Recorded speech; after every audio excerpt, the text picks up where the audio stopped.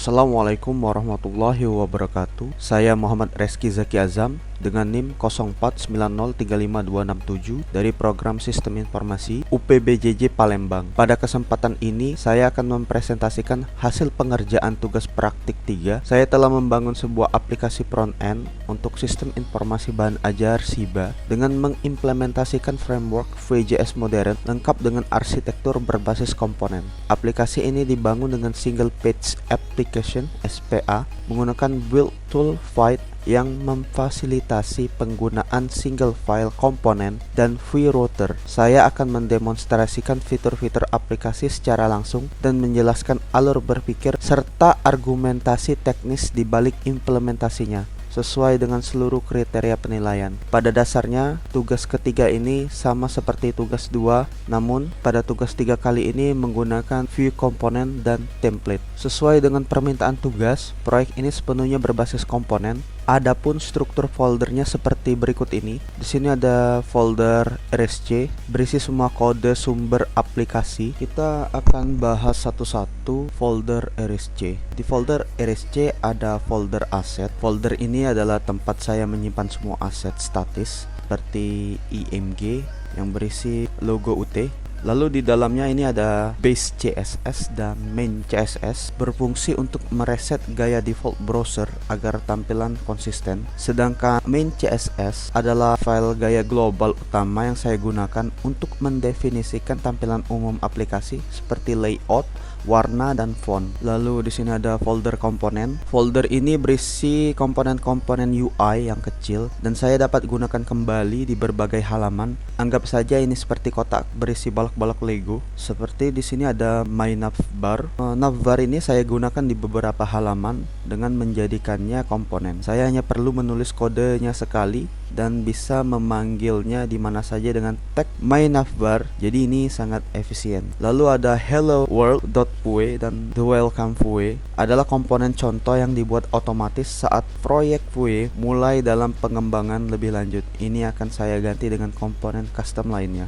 Lalu ada folder JSON. Sesuai permintaan tugas, aplikasi ini tidak terhubung ke database. Oleh karena itu, saya membuat folder JSON yang berfungsi sebagai database tiruan atau mock database. Di dalamnya ada data bahan ajar JSON yang sudah saya unduh di panduan e-learning yang berisi semua data stok, paket, dan tracking. Lalu ada user JSON yang berisi data pengguna untuk keperluan login. Lalu ada folder router. Folder ini adalah GPS untuk pusat kembali navigasi untuk aplikasi saya. File index.js di dalamnya mendefinisikan semua rute URL. Jika pengguna membuka URL / tampilan komponen login view, atau jika pengguna membuka URL dashboard, lalu dia akan menampilkan dashboard view Vue. Lalu terakhir ini ada folder view. Folder ini berisi komponen-komponen yang mempresentasikan satu halaman penuh. Ada dashboard, login, stock view, tracking. Perbedaan utamanya dengan komponen adalah kalau komponen adalah balok Lego seperti tombol atau navbar, maka views adalah bangunan yang saya buat dari balok-balok tersebut. Setiap file yang ada di sini adalah tujuan dari sebuah rute yang didefinisikan di dalam router. Masing-masing file ini berisi layout dan logika untuk satu halaman spesifik. Ada dashboard untuk dashboard, login view, stock view, tracking view. Oke, lalu kita akan men-run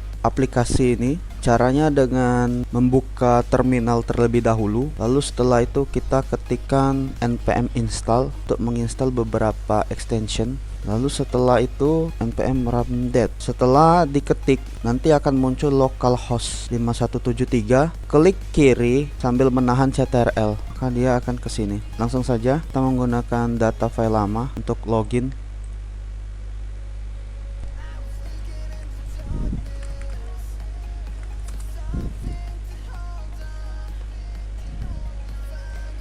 Ini adalah bagaimana data dirender dan diformat pada bagian informasi bahan ajar dengan tampilan yang lebih diperbarui. Masih sama menggunakan list rendering v4. Tabel ini dirender secara dinamis. Saya menggunakan directive v4 untuk melakukan iterasi pada sebuah computed property bernama filtered data. Secara keseluruhan ini masih sama. Untuk filter semua kategori ini baru bisa dipencet ke filter PJJ daerah, dipilih, lalu ada MK wajib semua kategori, lalu ada sort untuk mengurutkan data berdasarkan judul, jumlah dan harga, lalu ada short untuk menampilkan tampilan stok menipis atau yang kosong.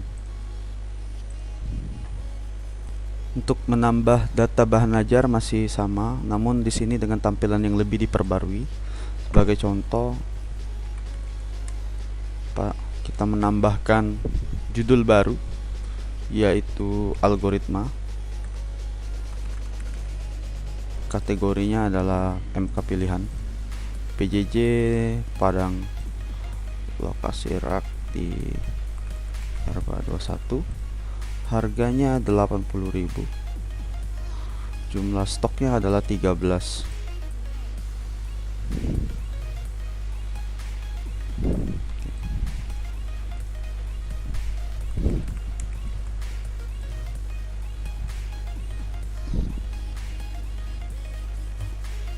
Ini ya.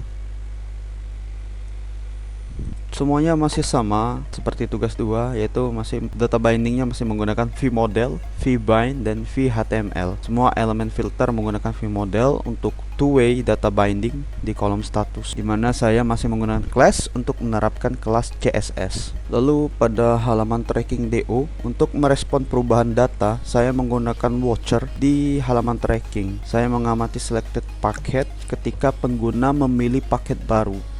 Watcher ini akan berjalan dan secara otomatis memperbarui total harga di form. Argumentasinya adalah kasus penggunaan yang ideal untuk watcher karena perlu melakukan sebuah aksi untuk mengubah data lain sebagai akibat dari perubahan data.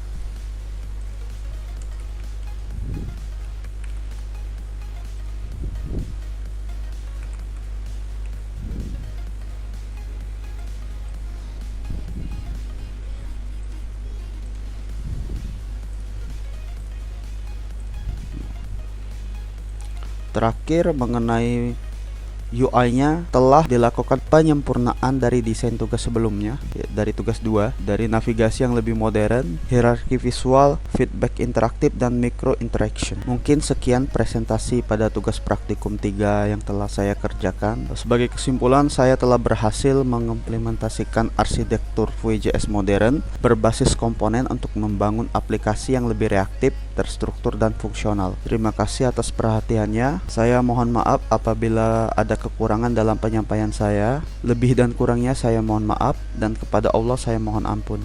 Wassalamualaikum warahmatullahi wabarakatuh.